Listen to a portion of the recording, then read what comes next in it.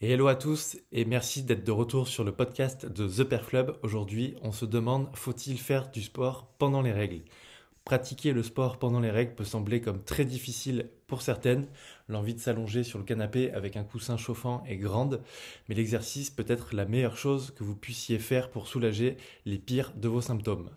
Alors je ne peux pas parler de mon expérience sur ce sujet-là, mais voici les enseignements que j'ai tirés des différentes ressources que j'ai consultées sur le sujet. Donc premièrement, quels sont les avantages de faire du sport pendant les règles? Tout d'abord, les endorphines que votre corps libère pendant l'exercice aident à réduire votre perception de la douleur et à déclencher des sentiments positifs. Donc si vous vous sentez généralement déprimé ou souffrez de crampes menstruelles, l'exercice peut réduire ces crampes et améliorer votre humeur. Notamment l'activité aérobique avant les règles peut soulager les symptômes. Deuxièmement, vous pouvez gagner plus de muscles en faisant du sport pendant vos règles qu'à n'importe quelle autre phase de votre cycle, selon une étude qui a révélé les principales différences entre les cycles naturels et les cycles menstruels hormonaux avec contraception. La recherche a révélé que chez des individus à cycle naturel n'utilisant pas de contraception hormonale, la variabilité de la fréquence cardiaque, c'est-à-dire la capacité au corps de s'adapter soit à un stress et à récupérer, sont élevées au début et au milieu des phases folliculaires. Au cours de cette phase, les niveaux d'œstrogène sont faibles. Des niveaux élevés d'œstrogène augmentent l'activité vagale et diminuent l'activité sympathique, mais de faibles niveaux signifient que ces systèmes sont mieux préparés au combat ou à la fuite que pour la grossesse. Donc votre corps, en résistant au stress pendant vos règles, vous pouvez donc vous entraîner plus fort tout en ayant une meilleure récupération le lendemain. Pendant la phase folliculaire, votre corps peut mieux accéder aux glucides de votre alimentation. La variabilité du rythme cardiaque est généralement plus élevée et vous pouvez obtenir plus de sommeil paradoxal et profond. Tout cela s'ajoute à des récupérations plus fortes et à la capacité de performer le lendemain. Donc quel est le meilleur moment pour s'entraîner dur et obtenir des résultats? C'est probablement peut-être contre-intuitivement dans cette période. Donc si vous souhaitez faire du sport pendant les règles, c'est le moment idéal pour devenir agressive avec vos séances d'entraînement et la musculation. Essayez l'entraînement par intervalle à haute intensité par exemple ou la pliométrie. Empilez des poids et faites un entraînement anaérobie de résistance lourde. Si vos symptômes menstruels vous empêchent de vous entraîner, alors écoutez votre corps, mais vous devriez quand même essayer de faire de l'exercice, même si c'est court. L'important est de faire un minimum d'activité pour justement enclencher ces systèmes. Donc un travail intense augmentera les réponses anti-inflammatoires post-exercice, libérera des endorphines et parce que l'entraînement intense est en principe court, il n'est pas aussi éprouvant mentalement ou physiquement qu'un entraînement structuré complet en termes de volume global. Et pour ce petit podcast, pour l'exercice, voici une petite foire aux questions. Donc sur globalement, est-ce que l'exercice aide aux crampes menstruelles? Donc déjà pour remettre un petit peu de contexte, le cycle menstruel commence à l'adolescence et se poursuit pendant environ 40 ans. Mais bon nombre de filles, quel que soit leur âge, ont encore des questions que nous ne sommes pas à l'aise de poser sur ces questions-là, les règles à ménopause et la façon d'intégrer l'exercice dans les cycles. Donc nous avons rassemblé les questions les plus populaires que les membres de The Perf Club nous posent et nous y avons répondu dans ce podcast et également sur l'article dédié sur notre blog. Donc première question, l'exercice réduit-il les crampes menstruelles? Oui, la pratique du sport pendant les règles peut soulager les crampes, améliorer l'humeur et réduire d'autres symptômes en libérant des endorphines qui bloquent les récepteurs de la douleur dans le cerveau. Les exercices aérobiques tels que la course à pied ou même la marche rapide aident à réduire l'inflammation qui cause les crampes et peuvent libérer suffisamment d'endorphines pour apporter un certain soulagement. L'exercice régulier augmente également le flux sanguin vers l'utérus, ce qui peut causer des crampes si fortes qu'il coupe le flux sanguin, envoyant des signaux de douleur au cerveau.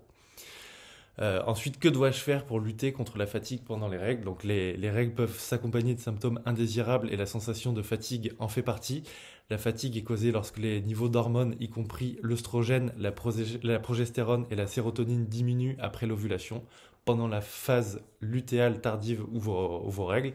Un faible taux d'hormones peut entraîner une inflammation, une sensation de tristesse ou d'anxiété, un mauvais sommeil et une diminution des niveaux d'énergie. Les niveaux d'œstrogène continuent d'être bas pendant les menstruations et peuvent vous fatiguer.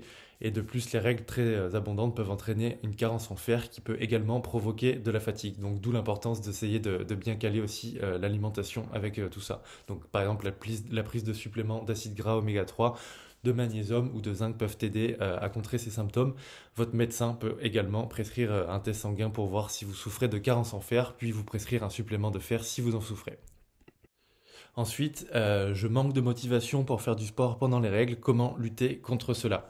Donc une faible motivation provient souvent des fluctuations des niveaux d'hormones et du stade lutéal de votre cycle lorsque les niveaux d'œstrogène et de progestérone commencent à baisser. Donc ces hormones affectent les neurotransmetteurs, notamment la sérotonine et la dopamine, qui influencent l'humeur, la motivation et le sommeil. Donc vous pourriez vous sentir triste ou anxieuse, irritable ou manquer de motivation.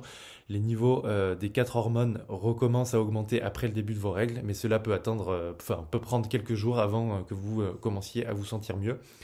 Mais bien que vous ne soyez peut-être pas motivé pour faire de l'exercice pendant les règles, comme on l'a dit avant, il y a des avantages à le faire. Votre corps est prêt à travailler plus fort pendant vos règles qu'à tout autre moment de votre cycle. De plus, vous pouvez gagner plus de masse musculaire et brûler plus de graisse que d'habitude pendant cette période. Vous pouvez également vous sentir plus en forme le lendemain après un entraînement intensif pendant vos règles, puisque vous allez probablement mieux récupérer. Ensuite, comment puis-je changer mes habitudes d'exercice une fois que je n'ai plus de cycle lorsque vous entrez dans la périménopause, donc l'étape de transition avant la ménopause? La seule chose la plus importante est de suivre vos symptômes, votre sommeil et comment vous vous sentez. Donc pour les personnes ayant passé la ménopause, abandonnez les longs joggings lents et travaillez sur des intervalles plutôt de type HIIT, de sprint et l'entraînement en résistance intensive. Et chez les personnes post-ménopausées, l'entraînement anaérobie aide à contrôler la glycémie et à développer la masse musculaire maigre. Ensuite, question suivante, la contraception affecte-t-elle les performances du sport pendant les règles? Si c'est le cas, comment? Donc, les hormones contraceptives ont un effet systémique sur votre physiologie.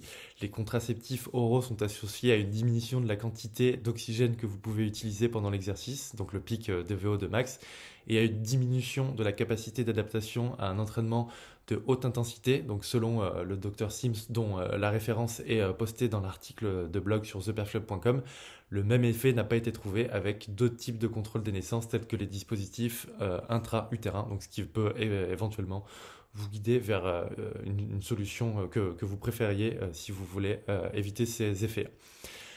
Ensuite, donc l'exercice peut-il vous faire perdre vos règles? Donc l'aménorrhée hypothalamique ou l'arrêt de votre cycle menstruel se produit lorsque vous ne consommez pas suffisamment de calories pour soutenir vos activités et votre entraînement normal.